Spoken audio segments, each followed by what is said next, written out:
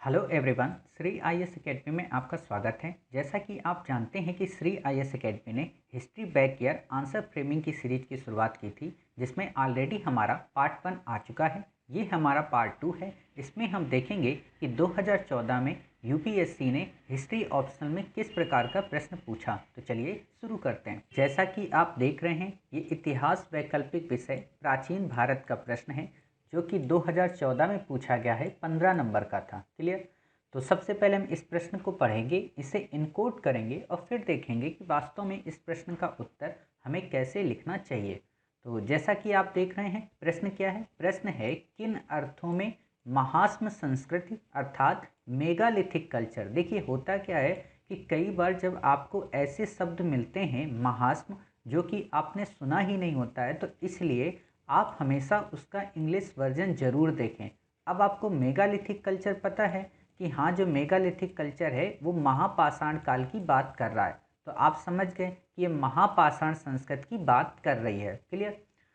तो प्रश्न है, किन अर्थों में महास्म संस्कृति को प्रायद्वीपीय भारत के इतिहास का आधारात्मक चरण माना जा सकता है। काफ़ी अच्छा प्रश्न है और ख़ास तौर पर अच्छा इसलिए है क्योंकि ऐसे प्रश्नों से संबंधित मटेरियल आम पुस्तकों में देखने को नहीं मिलता। क्लियर। और यूपीएससी ने इसीलिए इसे 2014 में आपसे पूछा। तो देखते हैं कि इस प्रश्न को हम इनकोड कैसे करेंगे। तो सबसे पहले आपको तो ये पता होना चाहिए कि जो महास्म संस्कृति है या जो महापाषाण कालिक संस्कृति है वो कौन सी है और उसके फीचर क्या हैं। क्लियर।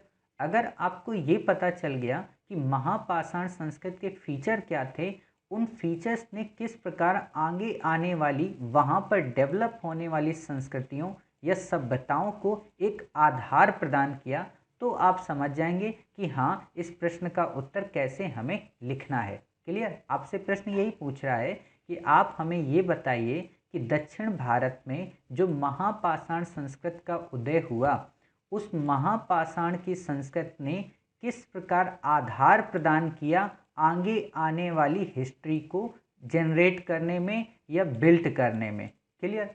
कहने का मतलब ये क्या कह रहा है, ये इतना इनकोडेड प्रश्न है कि ये आपसे ये बिल्कुल वैसे ही कह रहा है कि जैसे हड़प्पा सभ्यता के पूर्व जो कई सारी संस्कृतियां थीं, जो क्षेत्रीय संस्कृतियां थीं, उसने किस प्रकार आधार प्रदान किया हड़प्पा सभ्यता के निर्माण में, साथ ही उसके आगे आने वाले इतिहास के लिए। क्लियर। तो अब आप इस प्रश्न को समझ गए कि इस प्रश्न ने बेस के रूप में तो हमें महापाषाण संस्कृति दी है, लेकिन हमसे पूछ रहा है आगे के चरणों को कैसे इसने आधार प्रदान किया। तो हम ये बता सकते हैं कि वो कौन कौन से कारण थे जिस कारण आगे यहाँ पर कई प्रकार के राज्य डेवलप हुए, चाहे वो चोल चेर पांड हो, चाहे संगम साहित्य से हमें संगम काल की जानकारी मिलती हो। ये सारी चीज़ें हम बताकर अपने प्रश्न को उत्तर को कंप्लीट कर लेंगे। क्लियर। तो अब सबसे पहले हम इसको इनकोड देखते हैं कि महास्म संस्कृति या महापाषाण संस्कृति जो है उसका मतलब क्या है, वो हम बताएंगे W5H1 थ्योरी के तहत। आपको पता है W5H1 थ्योरी क्या होती है। Clear. What, who, why, where, whom, how, ये सारी चीज़ें। प्रायद्वीपीय भारत का आधारात्मक चरण कैसे, हम ये बताएंगे कि कैसे यहाँ के जो फीचर्स थे वो बाद में आगे आने वाली जो वहाँ की संस्कृतियाँ या वहाँ की जो सभ्यता है उसमें सिमिलर देखे गए। साथ ही इसका विश्लेषण बताएंगे कि कैसे हम इसको विश्लेषित कर सकते हैं तथ्य और तर्क के माध्यम से, और फिर हम अपना एक निष्कर्ष दे देंगे। क्लियर। इससे हमारा ये प्रश्न कंप्लीट हो जाएगा। और वैसे भी हमसे 15 नंबर का पूछा है, यानी कि 225 शब्दों का। अब आपको पता होना चाहिए कि महास्म संस्कृति होती क्या है। तो आप ये बताएंगे कि दक्षिण भारत में, या कह सकते हो कि इन संस्कृतियों का जो उदय हुआ वो वास्तव में दक्षिण भारत में पाषाण युग के बाद माना जाता है। अब कई सारे स्टूडेंट क्या करेंगे कि यहाँ पर पाषाण युग की काल अवधि को लिख देंगे कि 1 लाख वर्ष पूर्व, 10 लाख वर्ष पूर्व। तो ये आपको नहीं लिखना है, क्योंकि पाषाण युग की क्लियर कोई जानकारी या क्लियर कोई ऑथेंटिक डिवाइड नहीं है। इसलिए आप बस पाषाण युग लिखकर काम चला सकते हैं कि हाँ, एक ऐसी संस्कृति जिसका उदय दक्षिण भारत में हुआ, किस टाइम, पाषाण युग के बाद। क्लियर। अब आप बता सकते हो कि साक्ष्यों से अगर हम देखें तो न केवल इसके साक्ष्य हमें दक्षिण भारत में मिलते हैं बल्कि पूर्वी मध्य व नॉर्थ वेस्टर्न प्रोविंस के कई सारे क्षेत्रों में देखने को मिलते हैं। अर्थात केवल इसकी जो सीमांकन है वो दक्षिण भारत तक सीमित नहीं है, हालांकि इसका दक्षिण भारत में महत्व अधिक है। अब ये महत्व क्यों अधिक है इसे हम देखेंगे। तो बेसिकली अगर हम सामान्य अर्थों में देखें कि इसकी परिभाषा है क्या, तो परिभाषा ये है कि एक ऐसी संस्कृति जहाँ पर कब्रों को बड़े बड़े पत्थरों के टुकड़ों से घेर दिया जाता था। जैसे आप ये पिक्चर देखिए कि इसमें ये कब्र है और आप देखिए इसको कितने बड़े बड़े पत्थरों से घेरा गया है। क्लियर, यही आपसे महापाषाण संस्कृति को एक्सप्लेन करती है। क्लियर, आप देखिए ये कैसे कई सारे सामान को उनके साथ रख दिया जाता है ताकि वो खाने पीने का, या आप कह सकते हो कि पुनर्जन्म पे विश्वास करते हैं। क्लियर, तो आप ऐसे देख सकते हो कि महापाषाण मानव आकृतियों का रहस्य क्या है। आप हमारी इसी टेलीग्राम चैनल पर इस पुस्तक का पीडीएफ आप देख सकते हैं और वहाँ पे इन पेजेस को अच्छे से पढ़ सकते हैं। क्लियर, जिससे आपके कॉन्सेप्ट काफ़ी क्लियर हो जाएंगे। ये चित्र दूसर मृत भांड हैं तो आप इनके साक्ष्य देख सकते हो। क्लियर, तो आपको ये काफ़ी बेनिफिट पहुंचाएंगे, इसलिए हम कहते हैं कि आप इन चीज़ों को देखा करें जिससे आपको ये फ़ायदा पहुंचाएगी। क्लियर, ये आप देखिए ऐसे इनके समाधान होते थे, इस टाइप के अलग अलग प्रकार के ये बनाते थे। ये आपको याद नहीं रखते हैं, बस यहाँ ये है कि आपको ये देखना, अच्छा ये ऐसे वृत्त बनाते थे, ऐसे छातेदार ये पत्थर बड़े बड़े होते थे। क्लियर, तो आपके मन में एक इमेज बन जाएगी कि हाँ कैसे अस्थि कलश दफनाने का यहाँ पे साक्ष्य मिला है। क्लियर, तो आप देख लिए, ये देखिए बड़े बड़े पत्थर कैसे सब गए। क्लियर, फिर आप देखिए कि जब हमने ये देख लिया कि इनको बड़े बड़े पत्थरों के माध्यम से टुकड़ों से घेर दिया जाता था, होता क्या था कि जो कब्रें थीं उसमें लोगों की अस्थियां होती थीं और कई सारी उपयोगी वस्तुएं, जैसा कि अभी आपने देखा कि वो उपयोगी वस्तुएं कौन कौन सी थी, कई सारी धातुएं थीं, चाहे सोना हो, तांबे हो या लोहे की, इन सारी चीज़ों को रखा जाता था। जब ये बात आती है तो लोगों के मन में ये मतभेद हैं, कई सारे हिस्टोरियन के मन, कि इस संस्कृत का जो टाइम पीरियड है वो क्या है। क्या इस संस्कृत का उदय उत्तर वैदिक काल के टाइम पीरियड में हुआ, अर्थात उत्तर भारत में वो अवस्था उत्तर वैदिक काल की चल रही थी और दक्षिण भारत में नई संस्कृत महापाषाण काल को जन्म दे रही थी। क्लियर, तो लोगों का मानना है कि हाँ 1000 बीसी के आसपास इसका उदय हुआ, लेकिन कई सारे लोग ये कहते हैं कि 5500 बीसी से 100 बीसी के मध्य इसका परिपक्व काल देखने को मिलता है। और इसी चीज़ को बेस बनाते हैं एक हिस्टोरियन रामशरण शर्मा जी, जिनकी आप पुस्तक का अध्ययन करते हो।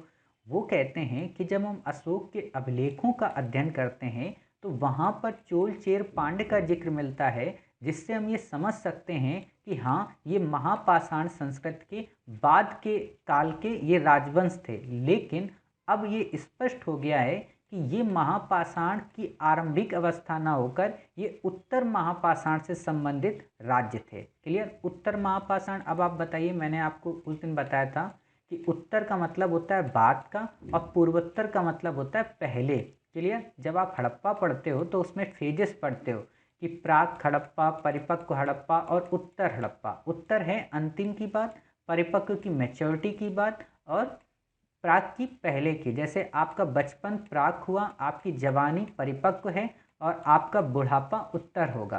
क्लियर, तो आप ऐसे समझ सकते हो बेसिक।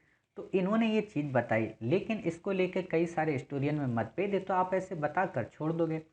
फिर आपको लिखना है कि कौन कौन से स्थान में हमें ऐसे साक्ष्य मिले।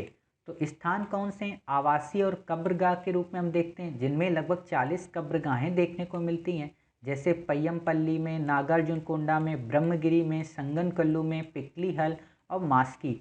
अब आप में से कई सारे लोगों को एक अच्छी चीज़ लग रही होगी कि आप में से जिन लोगों ने हिस्ट्री मैपिंग की अपडेट सीरीज़ शुरू की है, देखिए हिस्ट्री मैपिंग की आप अपडेट सीरीज़ ही देखना, प्रीवियस वाली मत देखना, क्योंकि प्रीवियस हम पहले तब शुरू किए थे जब हिस्ट्री ऑप्शनल का इस बार का मेंस नहीं हुआ।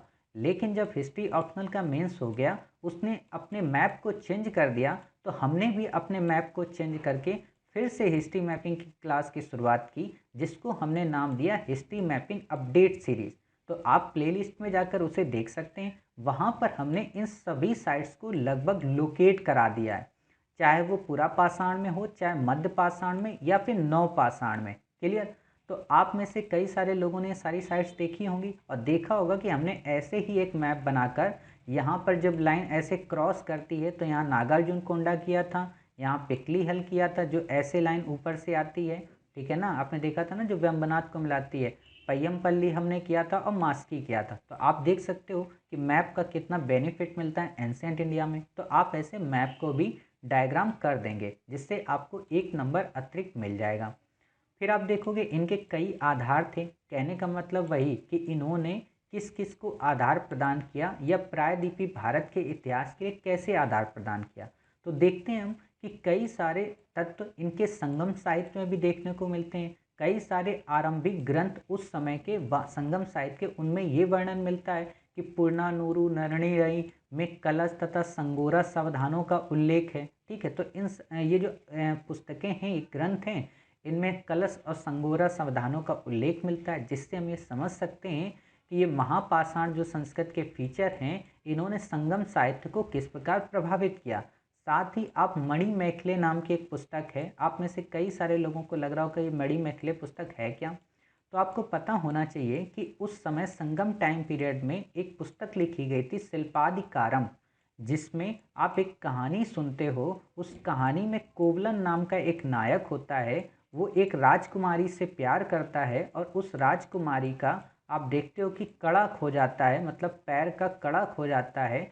तो उसे ढूंढने के लिए काफ़ी सारी उसमें घटनाएं दी गई, लेकिन वहाँ पर वो कहानी समाप्त नहीं होती है। उसके बाद एक दूसरी कहानी आती है मणिमेखले, यानी कि शिल्पाधिकारम का दूसरा पार्ट। उसमें क्या है कि उसी कोवलन की जो दूसरी पत्नी थी माधवी, उसी की ये बेटी है मणिमेखले। समझ गए। तो इसमें ये कहानी बनाई गई। तो इसको हम जब पढ़ेंगे संगम काल, तो वहाँ पे हम काफ़ी डेप्थ में देखेंगे। अभी हमने आपको बस सामान्य जानकारी दे दी। इस मणिमेखले में क्या बताया गया है, इसमें ये बताया गया है कि शवों को कैसे जलाना है, कैसे उन्हें दफनाना है, कैसे उन्हें बड़े गड्ढों में कलश के साथ में समाहित करना है, साथ ही भूमि के अंदर तथा संगोरा जो व्रत हैं उसमें कैसे रीति रिवाजों के साक्ष्य मिलते हैं। अभी आपने देखा ना, जो व्रत आपको मिले, ये जो व्रत हैं इन्हीं को कहा जाता है संगोरा व्रत। क्लियर। तो आप देख सकते हो, तो ये सारी चीज़ें देखने को मिलती हैं। अब वो तत्व वही चीज़ें कि जैसे आप देखते हो कि महापाषाण संस्कृत में आपको लोहे के साथ वर्णाग्र मिलेंगे, कील मिलेगी, छुरा मिलेंगे, तलवार मिलेंगे, काले व लाल रंग के मृदभांड मिलेंगे, सोने और तांबे की वस्तुएं मिलेंगी। यही सारे फीचर तो आपको संगम साहित्य के इन ग्रंथों में मिलते हैं जो अभी आपने देखा। यानी कि यहाँ के फीचर ने किस प्रकार संगम साहित्य को प्रभावित किया, ये बातें यहाँ से स्पष्ट हो जाती हैं। क्लियर। फिर आप देखिए कि आप देखोगे कि कई सारे उस समय के बौद्ध, जैन, ब्राह्मण जो धर्म प्रचारक थे, यहाँ तक कि जो व्यापारी थे, वो लोग भी यहाँ से इन लोगों से आकर मिले और इनसे अपने सांस्कृतिक जुड़ाव को प्रमोट किया, जिससे उत्तर और दक्षिण का संबंध का पता चलता है। साथ ही आप देखोगे कि यहाँ पर जो दक्षिणापथ मार्ग होता था वो क्यों था, क्योंकि उत्तर से लोग जब दक्षिण की ओर आते थे, वो क्यों आते थे, क्योंकि उन्हें सोना, मोती, विविध रत्न ये सब प्राप्त करने होते थे। आपको पता है कि जितनी भी माइंस हैं इन धात्विक वस्तुओं की, वो सभी की सभी साउथ इंडिया में, तो इनके साथ इनका संस्कृताइजेशन हुआ। फिर आप देखोगे कि जो मेगस्थनी चंद्रगुप्त मौर्य के दरबार में आता है, उसको भी पता होता है कि उस समय पांड्य देश था। अब सोचिए, पांड्य देश दक्षिण में तभी बना होगा ना महापाषाण संस्कृत के बाद। तो अब आप सोच सकते हो कि लगभग 325 बीसी के आसपास जब चंद्रगुप्त मौर्य शासन कर रहा था, तो उसी समय मेगस्थनीज को पता था कि पांड्य देश था। समझ सकते हो, यानी कि चौथी सदी में ये स्पष्ट हो गया था कि महापाषाण संस्कृति का अब आधार बदल चुका है। समझ गए। साथ ही संगम ग्रंथ के जो लेखक हैं, आरंभिक लेखक खासतौर पर, उनको भी गंगा और सोन नदी की जानकारी थी, अर्थात उनको उत्तर की जानकारी थी और उत्तर वालों को दक्षिण की जानकारी थी। आप कह सकते हो कि किस प्रकार संस्कृताइजेशन हुआ, संस्कृतिकरण हुआ। ठीक।